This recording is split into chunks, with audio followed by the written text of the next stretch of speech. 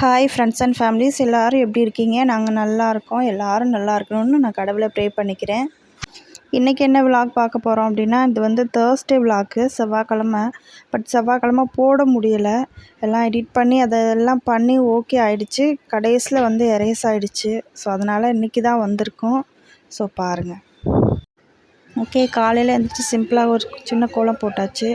எப்போவுமே வந்து திங்கட்கிழமையும் வியாழக்கிழமையுமே வந்து வீடெல்லாம் க்ளீன் பண்ணிடுவேன். நேற்று க்ளீன் பண்ண முடியலை, ஒரு சின்ன வேலை வந்துருச்சுனால க்ளீன் பண்ண முடியலை. ஸோ துணி வேறு கிடந்தது, அதெல்லாம் துவைச்சிட்டு அதுக்கப்புறம் வீடெல்லாம் க்ளீன் பண்ணிவிட்டு தான் அதுக்கப்புறம் சாமி கும்பிட்ணும். அதனால் சரி ஓகே ஃபஸ்ட்டு துணியை போட்டுட்டு அதுக்கப்புறம் வீடு க்ளீன் பண்ணிக்கலாம் அப்படின்னு சொல்லிட்டு அதுக்கப்புறம் தான் வீடெல்லாம் கூட்டி தொடச்சி விட்டுட்டு அதுக்கப்புறம் தான் குளிச்சுட்டு சாமியே கும்பிட போகிறேன். சாமி கும்பிடலே மணி 7 ஆகிடுச்சு. சரி ஓகே, டைம் ஆகிடுச்சு. சரி என்ன பண்ணுறது, இன்றைக்கி ஒரு நாள் அப்படின்ட்டு 7 மணி ஆகிடுச்சு. கரெக்டாக எப்போவும் 8-8:30 மணிக்கு எழுந்திரிக்கிற என் பையனும் இன்றைக்கி பார்த்து 6 மணிக்கெலாம் எழுந்திரிச்சிட்டான். ஸோ அவனையும் வச்சுக்கிட்டு இந்த வேலையும் பார்த்துட்டு கொஞ்சம் டைம் ஆகிடுச்சு. நாங்கள் இருக்கிறது ரெண்டல் ஹவுஸ் தான், மதுரை தோப்பூர் ஹவுசிங் போர்டு. இங்கே கப்பலூர் பக்கம் இருக்குது. நாங்கள் இருக்கிறது ரெண்டல் தான். உங்கள் ஓனர் வந்து முஸ்லீம். அதனால் வந்து இவங்க வந்து பூஜை ரூம்லாம் வைக்க மாட்டாங்கல்ல. அதனால் வந்து பூஜை ரூம்லாம் கிடையாது. தனியாக பூஜைக்குன்னு கபோர்டு எதுவுமே அடிக்கலை. நாங்கள் வந்து இந்த வீட்டுக்கு வந்து 4 வருஷம் ஆகுது. ஆமாம், 4.5 வருஷம் ஆகிடுச்சு. 4.5 வருஷம் ஆகிடுச்சு. நாங்கள் வந்தது தான் ஃபஸ்ட்டு புது வீடு. அப்போ தான் கட்டி இருந்துச்சு. பூஜை ரூம்லாம் எதுவும் இல்லாததுனால அந்த கிச்சன்லேயே வாஸ்து பார்த்து ஒரு இதில் வச்சுருக்கோம். இடமே இல்லை. அந்த சின்ன கபோர்டு ஒரு செல்ஃப் இருந்துச்சு, அதில் தான் வச்சு ஒரு ஸ்டூல் போட்டு அதில் தான் வச்சுருக்கோம். அப்படி தான் சாமி கும்பிட்டுட்ருக்கோம்.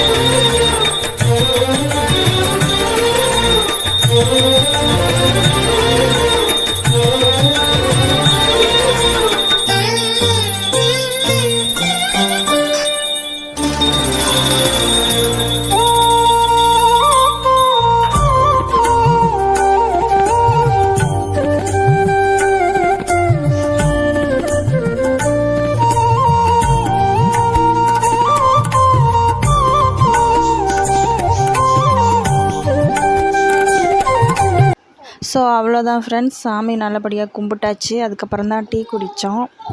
நானும் எங்கள் அத்தையும் தான் டீ குடித்தோம். மற்ற யாருமே எந்திரிக்கலை. என் பையன் எந்திரிச்சிட்டான், என் பொண்ணு எந்திரிக்கலை. கொஞ்சம் லேட்டாக தான் எந்திரிச்சான், ஸ்கூல் லீவுங்கிறதுனால. சரி ஓகே, நானும் சரி தூங்கட்டும் அப்படின்ட்டு விட்டுட்டேன். லேட்டாக தான் எந்திரிச்சாங்க. இன்றைக்கி பிரேக்ஃபாஸ்ட் வந்து இட்லியும் தக்காளி சட்னியும் தான். சரி ஓகே, மதியத்துக்கு ஏதாவது பண்ணிக்கலாம் அப்படின்ட்டு இட்லியும் தக்காளி சட்னியும் தான். நானும் அத்தையும் தான் சாப்பிட்டோம். மற்ற யாரும் சாப்பிடல. பாப்பாவுக்கு அப்புறம் லேட்டாக எழுந்திரிச்சி தான் சாப்பிட்டாங்க. அவங்களுக்கு தோசை தான் ஊற்றி கொடுத்தேன். இட்லி வேண்டான்னு சொல்லிட்டு தோசை தான் ஊற்றி கொடுத்தேன். அப்புறம் சாப்பிட்டுட்டு அதுக்கப்புறம் தம்பி வேறு தூக்கம் வந்துருச்சு. மறுபடியும் சீக்கிரம் எழுந்திரிச்சதுனால மறுபடியும் தூங்கிட்டான். அப்புறம் போய் அவனை தூங்க வச்சுட்டு அப்புறம் நான் வந்து பாத்திரம்லாம் கிடந்துச்சு. சரி ஓகே, அதை விளக்குவோம் அப்படின்னு நானும் விளக்கிட்டே இருந்தேன். அத்தை உட்காந்து பேசிகிட்டே இருந்தாங்க. நாங்கள் 2 பேரும் மதியத்துக்கு என்ன சாப்பாடு செய்யலாம் அப்படின்னு டிஸ்கஸ் பண்ணிக்கிட்டே பாத்திரம் விளக்கிட்டு இருந்தோம். சாம்பார் வைக்கவான்னு கேட்டேன். சாம்பாரா வேண்டாம் அப்படின்னாங்க. சரி ஓகே, எப்படி என்ன வைக்கலான்னு கேட்டேன். அப்புறம் அத்தை தான் சொன்னாங்க, அரிசியும் பருப்பு சாப்பாடு வச்சிரு அப்படின்னாங்க. சரி ஓகே அப்படின்ட்டு நான் பாத்திரத்தெல்லாம் கழுவிட்டு அது ஒரு 1/2 மணி நேரம் ஊறினா நல்லாயிருக்கும்.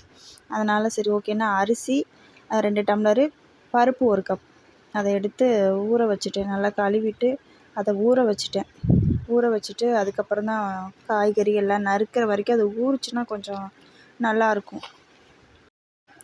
இந்த சாப்பாட்டுக்கு உருளைக்கிழங்கு நல்லாயிருக்கும் அப்படின்ட்டு சரி ஓகே நான் கட் பண்ணி ஃப்ரை பண்ணலான்னு பார்த்தேன். அது அத்தைக்கு பிடிக்கல சொல்லிட்டாங்க. அப்புறம் சரி வேக வச்சு சரி வேறு மாதிரி செய்யலாம் அப்படின்ட்டு வேக வச்சுட்டு தான் சரி ஓகே வெஜிடபிள்ஸ்லாம் நறுக்கலாம் அப்படின்ட்டு வேக வச்சேன்.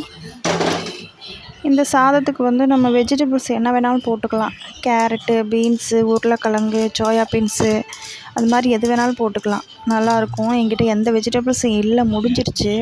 இனிமேல் தான் வாங்கணும். அப்படினால கேரட்டும் பீன்ஸும் இருந்துச்சு. சரி ஓகே அது மட்டும் போட்டுக்கலாம். உருளைக்கிழங்கு போடலாம், ஆனால் பட் அது பொட்டேட்டோ தனியாக ஃப்ரை பண்ணுறதுனால இதில் போட வேண்டாம் அப்படின்னு நான் அதை போடல. கேரட்டு, பீன்ஸு, வெங்காயம், தக்காளி அவ்வளோதான். சிம்பிளாக செஞ்சிடலாம், ஈஸியாக செஞ்சிடலாம். அதுக்கு இடையில துணியெல்லாம் துவைச்சிருச்சு. அதை எடுத்துகிட்டு போய் காய போட்டுட்டு மறுபடியும் இன்னும் கொஞ்சம் துணி இருந்துச்சு, அதையும் போட்டுட்டு வந்தேன். போட்டு வந்தால் 2 விசில் வர வேண்டிய இதில் பொட்டேட்டோ 4 விசில் வந்துருச்சு. சரி ஓகே பரவாயில்லன்ட்டு ரொம்ப வெந்துடுச்சு. சரி ஓகே என்ன பண்ணுறது, அதையும் வேறு மாதிரி ட்ரை பண்ணிக்கலாம் அப்படின்ட்டு அதை எடுத்து வச்சாச்சு. என் பொண்ணு அப்புறம் நானே தோல்லாம் உரித்து தரேன்னு சொல்லிட்டு என் பொண்ணு தான் தோல்லாம் உரித்து கொடுத்தாங்க. உருளைக்கிழங்கு தோல் உரிக்கிறது, முட்டை தோல் உரிக்கிறது இதெல்லாமே நல்லா பண்ணுவாங்க. நல்லா ஹெல்ப் பண்ணுவாங்க. துணி துவைச்சிட்டா காய வைப்பாங்க, சாப்பிட்ட இடத்த துடைச்சிருவாங்க. அந்த மாதிரிலாம் எல்லாமே நல்லா பண்ணுவாங்க. நல்லா ட்ரைனிங் கொடுத்து வச்சுருக்கேன். அவங்க தம்பியவும் நல்லா பார்த்துக்குவாங்க. அழுதா தட்டி கொடுப்பாங்க. அவங்கக்கிட்ட விளையாண்டுக்கிட்டு எங்கிட்ட வரேன்னு அழுதான்னா நான் வச்சுக்கிறேம்மா, நான் பார்த்துக்கிறேம்மா அப்படின்னு சொல்லிட்டு எனக்கு நல்லாவே ஹெல்ப் பண்ணும். குழந்த தான், 5 வயசு குழந்த தான். ஆனால் அது அந்த குழந்த தன்மையும் மாறி அது எனக்கு ஒரு பெரிய ஹெல்ப்பு உண்மையாலுமே சொல்லப்போனால். ஒரு சில பேர் நமக்கு என்ன பிடிச்சிருந்தாலும் அதை நமக்கு பிடிச்சவங்களுக்கு கொடுத்து சந்தோஷப்படுவாங்கள்ல, அந்த மாதிரி என் பொண்ணு. இந்த அரிசி பருப்பு சாப்பாடு எப்படி செய்யணும்னா, குக்கரில் கொஞ்சம் எண்ணெய் ஊற்றிட்டு சீரகம் போட்டுக்கணும். சீரகம், கடுகு, கருவேப்பிலை போட்டுட்டு வெங்காயம் போட்டு நல்லா கண்ணாடி பதம் வர வரைக்கும் கொஞ்சம் நல்லா வதக்க விட்டுட்டு அதுக்கப்புறம் தான் தக்காளி போடணும். தக்காளி போட்டுட்டு நல்லா வதக்கிக்கணும். தக்காளி வதக்கிறதுக்காக கொஞ்சமாக உப்பு போட்டுக்கலாம். லைட்டாக கொஞ்சமாக உப்பு போட்டு நல்லா வதக்கிட்டு அதுக்கப்புறம் நம்ம வச்சுருக்க காய்கறி எல்லாமே போட்டுக்கலாம். இதுக்கு சொன்ன மாதிரி எல்லாமே போடலாம். இது சாம்பார் சாதம் மாதிரி தான். என்கிட்ட வேறு காய்கறி எதுவும் இல்லாதனால கேரட்டு, பீன்ஸ் மட்டும் போட்டிருக்கேன். நல்லா வதங்கட்டும்.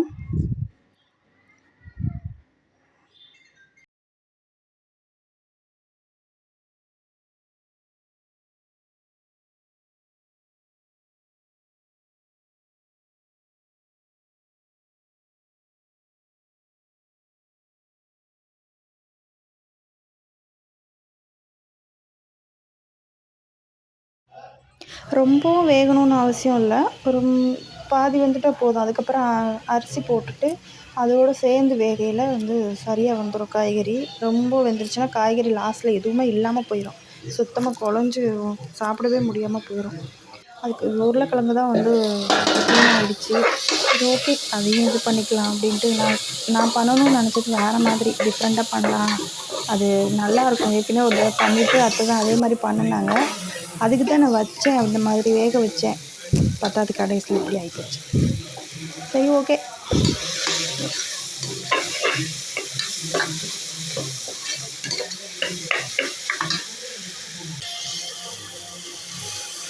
நான் 2 டம்ளர் அரிசியும் ஒரு 1/2 கப்பு பருப்பு போட்டு நான் கழுவி ஊற வச்சுருந்தேன். 2 டம்ளர் தண்ணினா சரி 2 டம்ளர் அரிசினா 4 டம்ளர் தண்ணி. அந்த அளவுக்கு கரெக்டாக ஊற்றி முதல்ல கொஞ்சம் உப்பு போட்டிருந்தோம். அதனால் கொஞ்சம் பத்தாததுக்கு கொஞ்சம் உப்பு செக் பண்ணிவிட்டு உப்பு, மஞ்சள்தூள், சாம்பார் தூள் இருந்தால் சாம்பார் தூள் போடலாம், நல்லாயிருக்கும். என்கிட்ட சாம்பார் தூள் இல்லை. நான் வீட்டில் ப்ரிப்பேர் பண்ணி அரைச்ச மிளகாத்தூள் தான் நான் போட்டிருக்கேன். அதுவும் நல்லா தான் இருக்கும். கொஞ்சம் காரம் இது கொஞ்சம் கம்மியாக போட்டுக்கணும், அதிகமாக அதிகமாக போயிடுச்சுன்னா சாப்பிட முடியாது. கொஞ்சம் இதுக்கு கொஞ்சம் காரம் கம்மியாக, அது சாம்பார் சாதம் மாதிரி தானே, அதனால் கொஞ்சம் காரம் கம்மியாக தான் இருக்கணும். அதுக்கப்புறம் கொத்தமல்லி, புதினா அதெல்லாம் போட்டுக்கணும். என்கிட்ட கொத்தமல்லி, புதினா காஞ்சு போயிடுச்சு. இருந்தாலும் பரவாயில்ல, கொத்தமல்லி தானே, புதினா தானே, அதனால் இருந்ததை அட்ஜஸ்ட் பண்ணி போட்டாச்சு. எல்லா காய்கறியும் ஃப்ரிட்ஜே காலியாக இருக்குது. இனி தான் வாங்கணும். அதில் கொஞ்சம் பெருங்காயத்தூள் போட்டு, உப்பு பத்தலைன்னா உப்பு கொஞ்சம் போட்டு எல்லாம் செக் பண்ணிவிட்டு மூடி போட்டு மூடி வச்சிடணும். 2 விசில் வந்தால் போதும், அதிகமாக வேண்டாம்.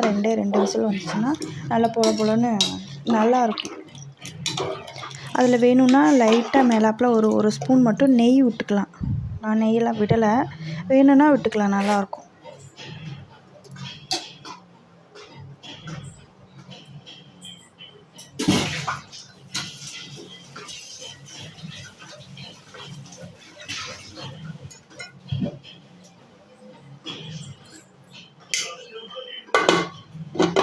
ஹை ஃப்ளேமில் ஒரு விசிலும், லோ ஃப்ளேமில் ஒரு விசில் தான். 2மே ஹை ஃப்ளேமில் வேண்டாம். அவ்வளோதான், இன்றைக்கி முடிஞ்சுச்சு. இதுதான் சாப்பாடு. உருளைக்கிழங்கு, அப்பளம், சாப்பாடு.